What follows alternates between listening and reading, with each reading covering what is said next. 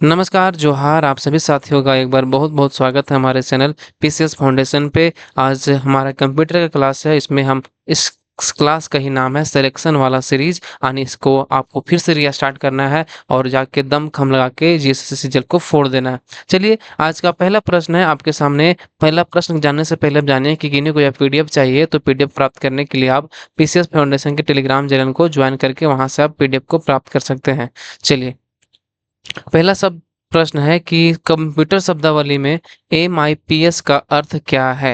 MIPS का अर्थ क्या है? तो इसका जो सही आंसर हो जाएगा मिलियन इंस्ट्रक्शन पर सेकंड इसका अर्थ है। मिलियन इंस्ट्रक्शन पर सेकंड। मिलियन इंस्ट्रक्शन पर सेकंड। इसी तरह दूसरा सवाल है कि बीआईओएस बीआईओएस का पूरा नाम है। तो बीआईओएस का जो पूरा नाम है बेसिक इनपुट आउटपुट सिस्टम, इसका पूरा नाम क्या है? बेसिक और input output system. Basic input ये फुल फॉर्म में पूछेगा, ये फुल फॉर्म में मांग चली है इनपुट आउटपुट आउटपुट सिस्टम। चलिए आगे बढ़ते हैं, बहुत ही मजा आने वाला क्लास में। अगला सवाल है कि कंप्यूटर के बिना काम नहीं कर सकते हैं। कंप्यूटर के बिना ये जो तीन चार ऑप्शन दिया हुआ है तो कौन सा इसमें है जो कंप्यूटर के बिना काम नहीं कर सकते? क्या माउस कर सकता है या इंटरनेट, सीपीयू या स्कैनर? बताइए, ये बताइए। ये सीपीयू है ना, ये सीपीयू के बिना कंप्यूटर जो है काम नहीं कर सकता है, जानिए। ठीक है, अगला सवाल है कंप्यूटर चिप का दूसरा नाम है। कंप्यूटर चिप का जो हम पढ़े हैं उसमें कंप्यूटर चिप का दूसरा नाम क्या है? बताइए आपको। तो कंप्यूटर चिप का आप जानते होंगे, इसको हम लोग क्या बोलते हैं? माइक्रो चिप भी बोलते हैं, याद रखिएगा, माइक्रो चिप भी कंप्यूटर चिप को बोला जाता है। चलिए आगे बढ़ते हैं, अगला सवाल को देखते हैं और देखते हैं कि सीपीयू से संबंध उपकरणों को जिसे कंप्यूटर एक्सेस कर सकता है कहलाते हैं। बताइए, सीपीयू से संबद्ध उपकरणों जिसे कंप्यूटर एक्सेस कर सकता है वह कहलाते हैं, क्या कहलाते हैं? वो कहलाते हैं आपका कौन सा? पेरिफेरल्स डिवाइस कहा जाते हैं, पेरिफेरल्स। सीपीयू से संबद्ध उपकरणों जिसे कंप्यूटर एक्सेस कर सकता है उसको कहते हैं क्या? पेरिफेरल्स।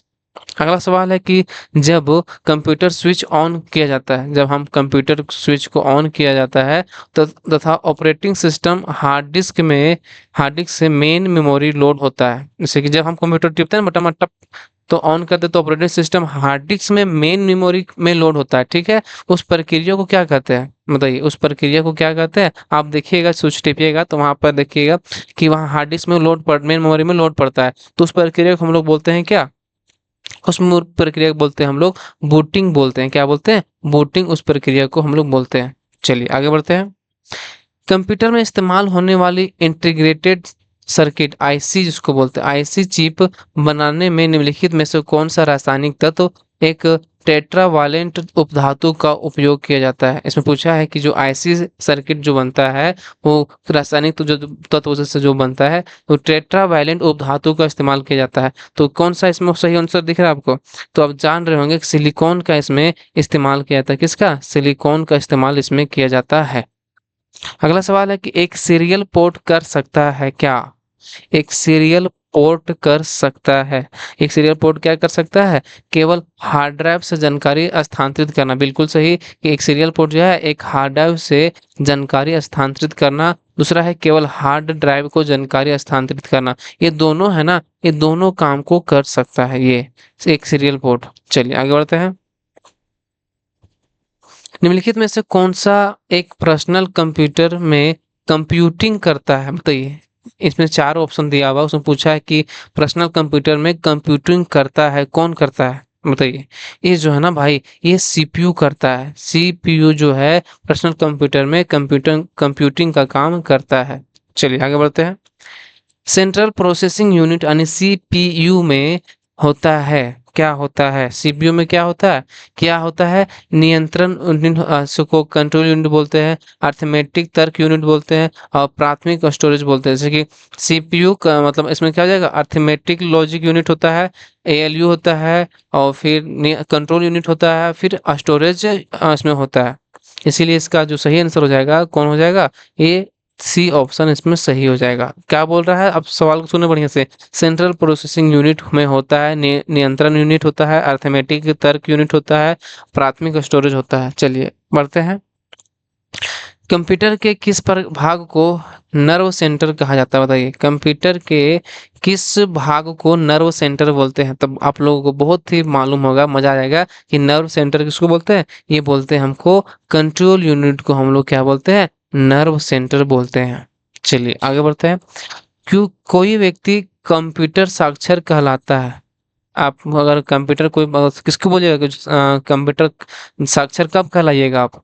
अगर आप सक्षम हो क्या करने में, आप जो सक्षम हो जाएंगे उसके आवश्यक एप्लीकेशन को चलाने में, अगर आप सक्षम हो गए तो आप क्या कहलाइएगा, कंप्यूटर साक्षर कहलाइएगा। क्या? अगर जैसे कि MS word, MS excel, MS power point और जितने सारे फोटोशॉप वगैरह जब होता है तो अगर वो सब चला लेते हैं आप तो उसके क्या कहलाइएगा आप, कंप्यूटर साक्षर आप कहलाइएगा। चलिए आगे बढ़ते हैं। किसी भी सुरक्षित वेबसाइट के URL में सुरक्षा प्रमाण पत्र पैडलॉक का रंग होता है। किसी भी सुरक्षित जो वेबसाइट होता है ना, URL में सुरक्षा प्रमाण पत्र पैडलॉक का जो है रंग होता है, कैसा रंग होता है? तो ये जो रंग होता है ना, देखे होंगे, वो हरा रंग का होता है। कैसा होता है? हरा रंग का यह होता है। आगे बढ़ते हैं। कंप्यूटर की प्रसंस्करण गति को नापा जाता है। कंप्यूटर की प्रसंस्करण गति को नापा जाता है, किसमें नापा जाता है? तो यह जो नापा जाता है MIPS यानी मिलियन इंस्ट्रक्शन प्रति सेकेंड में नापा जाता है। और घड़ी के मेगाहर्ट्ज जो है MHz में मापा जाता है, यानी कि A और B दोनों इसका सही हो जाएगा, मेगाहर्ट्ज। अगर 15 नंबर सवाल है कि अंक गणितीय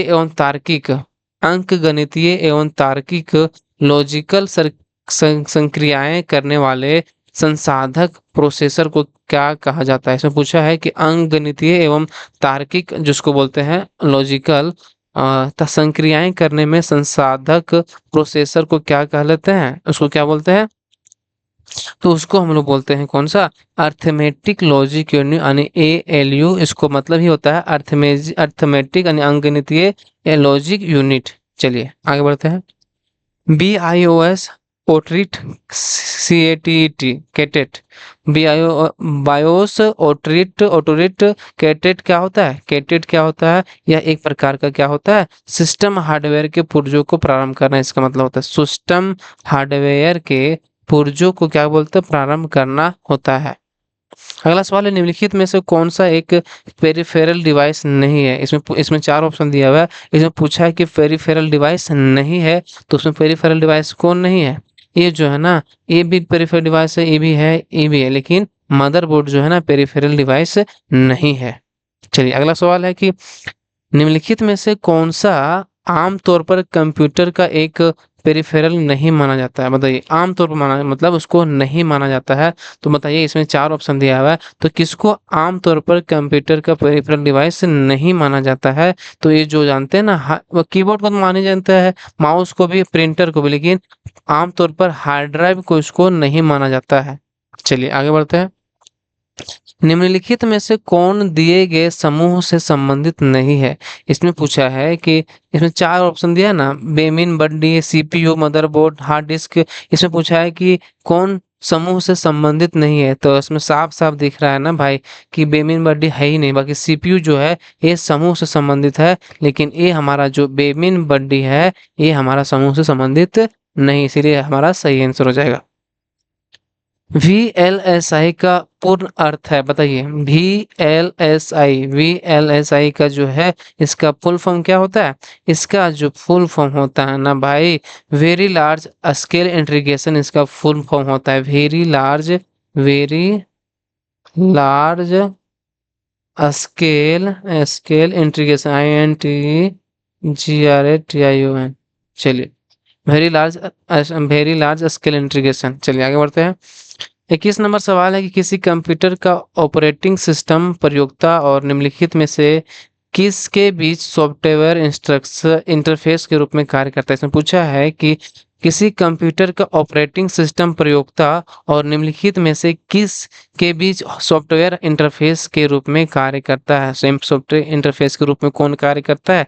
ये जो है ना हार्डवेयर जो सुनते हैं उस सॉफ्टवेयर इंटरफेस के रूप में काम करता है। बाकी जो तो ऊपर देख रहे हैं मेमोरी पेरिफेरल स्क्रीन वो सब नहीं करता है, बल्कि ये जो हमारा हार्डवेयर है उस सॉफ्टवेयर इंटरफेस के रूप में काम करता है। अगला सवाल है कंप्यूटर सिस्टम जिसे किसी भी भंडारण यंत्र की आवश्यकता नहीं होती। कंप्यूटर सिस्टम जिसे किसी भी भंडारण यंत्र की आवश्यकता नहीं होती, तो किसको भंडारण की आवश्यकता नहीं होती? ये जो है ना इसका तो होता है, तीसरी पीढ़ी का भी होता है, डिजिटल का भी होता है, हाइब्रिड का होता है, लेकिन एनालॉग का जो है ना भंडारण यंत्र की आवश्यकता नहीं होता है। चलिए आगे बढ़ते हैं। वर्ष 2015 तक कंप्यूटर की पीढ़ियों का उत्पादन हुआ। इसमें पूछा है कि वर्ष 2015 तक कंप्यूटर की पीढ़ियों का जो है उत्पादन हुआ। बताइए कौन सी पीढ़ियों का उत्पादन हुआ? तो ये जो है ना ये कौन सा, ये हो जाएगा आपका 5 पीढ़ियों का जो 5वां जनरेशन का उसमें उत्पादन हुआ। कब तक? 2015 तक। याद रखिएगा। मेमोरी आकार और प्रदर्शन के आधार पर किस प्रकार के कंप्यूटर को बिग आयरन के रूप में जाना जाता है? बताइए बताइए, मजा आ जाएगा कि मेमोरी आकार और प्रदर्शन के आधार पर किस प्रकार के कंप्यूटर को बिग आयरन सुन रहे ना, बिग आयरन के रूप में जाना जाता है। तो बिग आयरन जानिए कि बिग आयरन को मेन फ्रेम कंप्यूटर बोलते हैं। क्या बोलते हैं? मेन फ्रेम कंप्यूटर को बिग आयरन के रूप में यह जाना जाता है। अगला सवाल है कि सर्वप्रथम एप्पल कंप्यूटर कौन सा था? इसमें पूछा है कि सर्वप्रथम जो है एप्पल कंप्यूटर कौन था? तो एप्पल वन आपको जो दिख रहा है ये सर्वप्रथम एप्पल कंप्यूटर था, एप्पल वन। चलिए आगे बढ़ते हैं। दुनिया का पहला प्रोग्रामर किसे माना जाता है? बताइए दुनिया का पहला प्रोग्रामर किसे माना जाता है? तो किसे माना जाएगा? ये माना जाता है एडा लवलेस को। ये दुनिया का पहला प्रोग्रामर माना जाता है। किसको? एडा लवलेस को। कंप्यूटर की किस पीढ़ी में प्रोग्रामिंग के लिए यांत्रिक यानी मैकेनिकल भाषा का प्रयोग किया जाता है? इसमें पूछा है कंप्यूटर की किस पीढ़ी में प्रोग्रामिंग के लिए यांत्रिक भाषा का प्रयोग किया जाता है? तो यांत्रिक भाषा का जो प्रयोग किया जाता है वो पहली यांत्रिक भाषा का प्रयोग किया जाता है। चलिए एक मिनट दोस्त।